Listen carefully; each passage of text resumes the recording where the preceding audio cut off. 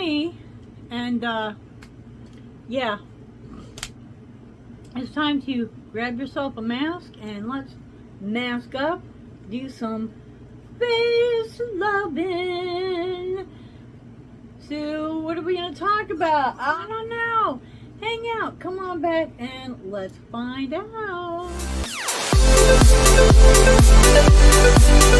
Alright, so I need to put my hair up so that, you know, I don't end up with hair mask. Hair mask. So, I know that red is still hanging in there. I still got a little growing out to do before I can do anything else, but there's that. Alrighty, so we are still using our pharmacy honey potion. This is a 10-minute mask, and then you just kind of rinse it off. It's you know, got a lot of stuff in there. There we go. We got us a nice big bunch of it there, and whew, okay. This is also a warming mask, so you can kind of feel it starting to go to work as soon as you spread it out. Not gonna put the lid on just yet. We'll see if we need any more or not. Try not to do it too thick, you know, because why? Oh my goodness. So I don't generally talk politics, but let's face it, I've been around for, you know, a few presidential, you know, votings, whatever, and this one, I've never seen anything like this before. This is insane.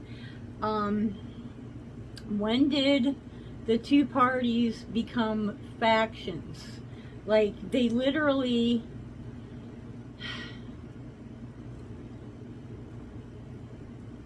especially the blue side, has absolute hatred for the red side, which in turn makes a lot of people on the red side, you know, like there's a lot of people on the red side that are like, hey, you know, we're willing to be friends. I don't know what your problem is. And, you know, and then of course you get slapped in the face for that because, you know, if you don't do things the same way that they do, then you're a bad person. So, you know, there's that. But, I mean, some of the things that I have been seeing on social media are just unrealistic. There is a video of Oprah,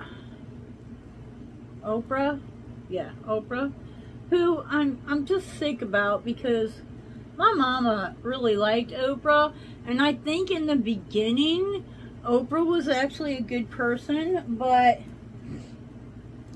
then she made money and she became part of the money crowd, and she's changed. How much has she changed? I don't know, but she's definitely changed.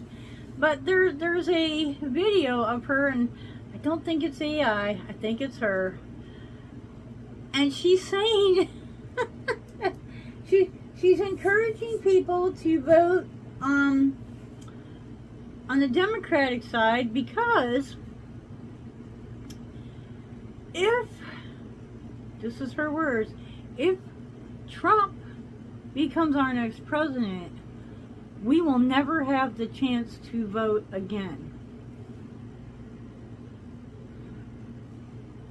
Like, exactly what is it that she thinks is going to happen? I mean, yeah, there's a whole lot of possibilities, but seriously, the possibilities that I'm seeing are the ones that the Democrats set up possibilities for. So I don't understand that. I mean, Trump is not the best person in the world, but if you do your research, you find out that he's not even close to as bad as his reputation.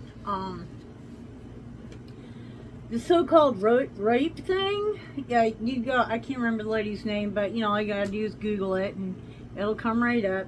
And then you do some research on her and you find out that Trump is the 6th man that she has taken to court for raping her. Okay? 6th. The 6th. None of them were convicted.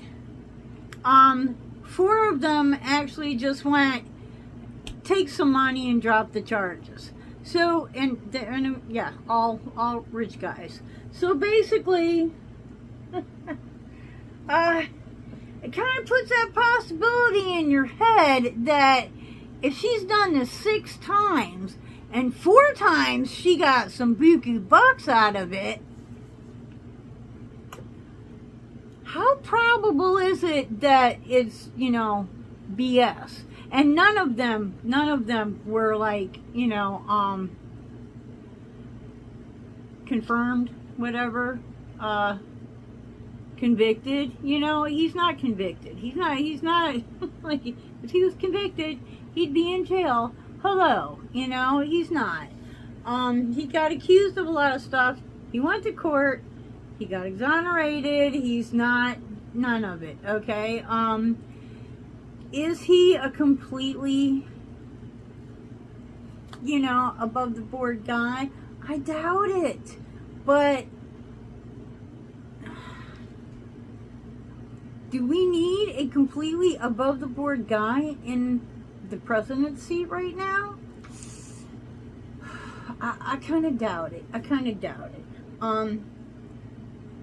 You know, I mean, right off the bat,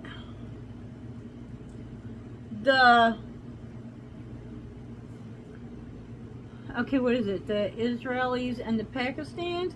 Okay, the guy in charge of the Pakistans, they're already having conversations and they're talking about maybe not peace, but at least not what's going on now, okay? He's not even, like, the president yet, you know? He's not even, like, there yet, right? And he's already making strides, you know? And the Russians, they're talking about, you know, we're all going to get together with the Ukrainians and see what we can work out, you know? So let me see. These are good things. Aren't these good things? I mean, let's face it, if the Ukrainians are a little bit uncomfortable, but, you know, that land did belong to Russia first. But if they're not at war, then we don't need to be sending them millions of dollars. And then, you know, maybe we can help out our people in the Himalayas. Our people that Helene, you know, hit up in the Appalachians, which is another pet peeve of mine. Where am I at? Okay, 5 more minutes. The Appalachians still need your help. Right now, I think what they're really looking for is donations so that they can buy lumber. They are building people's homes. And a couple of, I don't know how many, but a lot of Amish have actually gotten on buses, gone to the Appalachians, and they are building the greatest cabins you ever saw. I mean, seriously, you know, go on Facebook or TikTok and do a little search about, you know, Amish in the Appalachian or, you know, something like that. Use the keywords. And they're like temporary homes, but they're not. They look like, that was a home for me, it would not be no temporary home, let me tell you. But there are these beautiful cabins that are like set up in a community area, kind of built into a hill, and the people that are waiting for their homes to be built, or you know, aren't going to get their homes back, whatever, people that have been displaced have some place to live. Of course, not all of them, not yet, that's the goal, but you know, there's still people living in tents, but they're getting like the people with health issues, older people, people with small children, they're getting them into these cabins. And it can't come too soon because the Red Cross, not FEMA, because FEMA, we all know, has done pretty much, I don't know. I haven't heard of FEMA doing anything good except just, you know, standing around and interfering. But, and there is a military presence. The military is doing things like people will bring in hay rolls that have been donated, those big rolls of hay that you see out in fields, and they're rolling those up into the military helicopters that have the big door on the back that goes in, and then they just, like, if they see where there's some animals that are trapped in an area somewhere that, you know, they nobody can get to them yet, you know, they'll drop hay off for them, a roll of hay, or, you know, set down where there's, you know, people with livestock and there's no way to get hay in and out. They'll, you know, set down there and give them some hay. So, you know, that's awesome. Thank you, our boys. Thank you guys, thank you.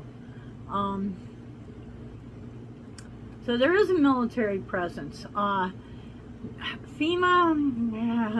you know, and the thing is, I know two people personally. One person that is, I can't remember the name. It's not the Asheville. It's like above Asheville, and she says, but Asheville now has like a temporary post office, so you know she has to like walk and then ATV, you know, you know, and then what, four-wheelers, whatever, and then she can get down to, you know, get supplies and use the post office. And there's also, when she gets down there, she can use her phone. There's service, you know, so that she can get some stuff on Facebook and make phone calls and, you know, stuff of that nature. So that's cool. Elon, there's his name, Elon. I suck with names. Sorry, dude. But anyways, you know, Trump's friend. Genius, this man is. He's an absolute genius. When Trump found out, and of course this was before all the voting. This has been, you know, immediately after the hurricane. Trump found out that there was like so many people that had zero communication because obviously all the towers got washed out. How, you know what I'm saying. So, wow, it's time already. So anyways, he says, you know, hey, Elon Musk, is that his name? He says, you know, what's a Starlink thing? He said, I got people saying that, you know, maybe I could ask you to set up some Starlink things and then people would have a way to communicate. And, you know, of course he was like, oh yeah, piece of cake. And he set up several of them around different areas so that, you know, people didn't have to come completely off the mountain in order to make a phone call, you know.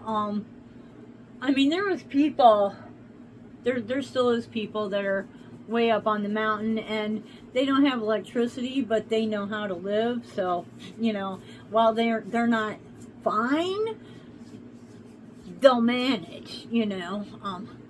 Look at that, these are weird cats. I do have to clean that But anyway, so, there's still a lot going on there. It's still, a couple of the towns are looking a lot better, but that took out, and it wasn't just the hurricane, it was the fact that the hurricane dropped a lot of water onto areas that dams were holding the water back.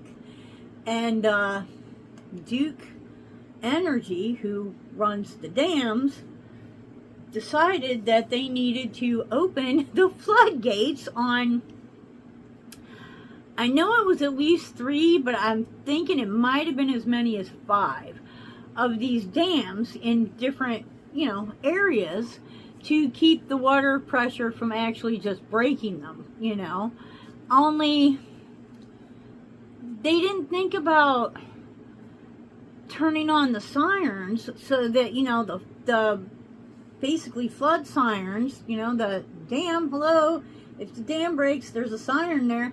They didn't think about doing that until they had already opened the gates. And by that time, the water was already hitting people's houses.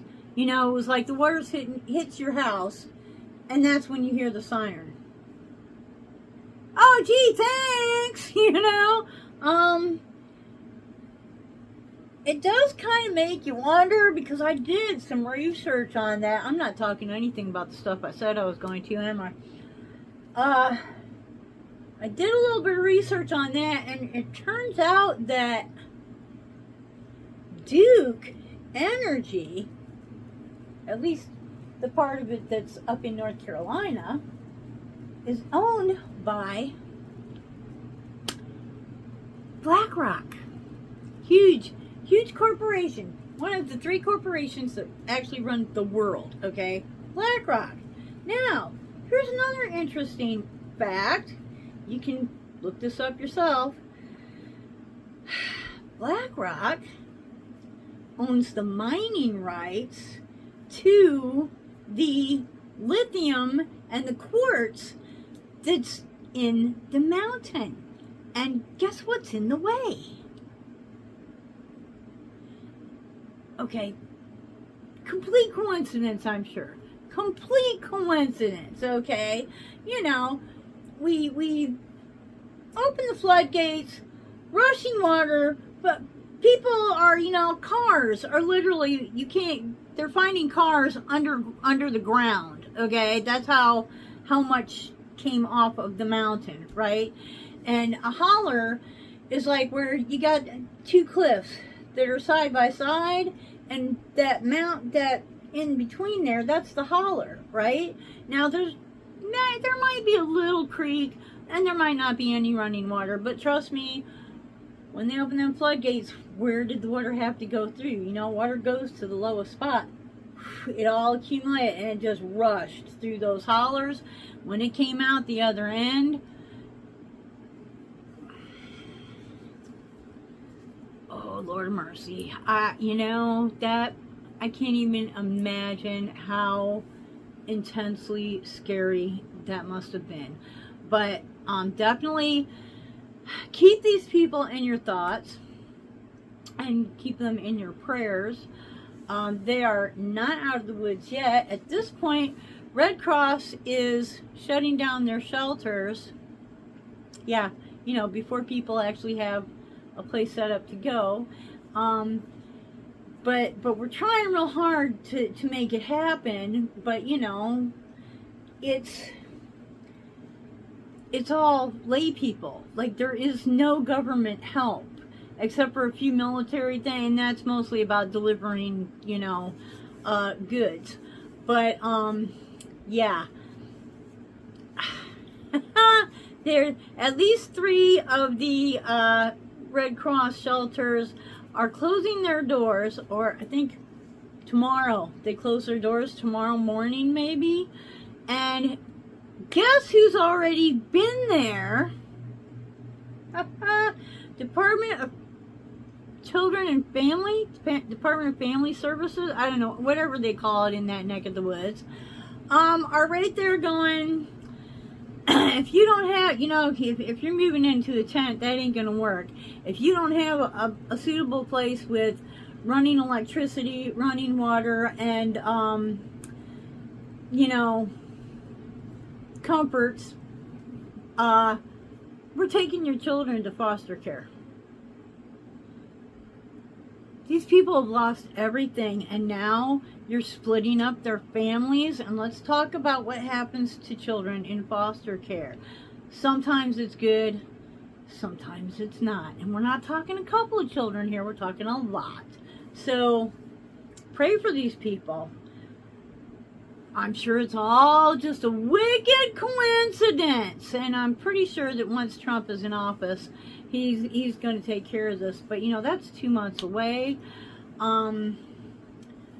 Pray for these people. Contact Samaritan's Purse, and oh, I can't remember it. Mountain Mules. But the one that is Samaritan's Purse, you can, you know, look it up. Actually, if you just put in, you know, do keywords on North Carolina and the hurricane, you'll come up with several places that are real places to donate. They're not scams, you know. And they're raising money for wood so that they can rebuild homes. And that's exactly what they're doing. They're putting up houses just as fast as they possibly can. It is amazing. But you know, there's a lot. I mean, we're not talking a town, we're not even talking 2 or 3 towns, we're talking lots of towns plus people living rural, you know. So there's still so much, and it's still all turned up. There's dead trees, dead animals, the smell of dead, probably, you know, there's a lot of people that haven't been found yet. But like I said, keep these people in your prayers. And next week, I swear to God, we're going to talk about, like, happier things. Until the next time, I hope you wake up dancing. Wake up dancing, ba-bum-bum. Wake up dancing. Okay, I know that story went all over the place, but there's no way I'm doing this video over again. Every single day. Bye-bye.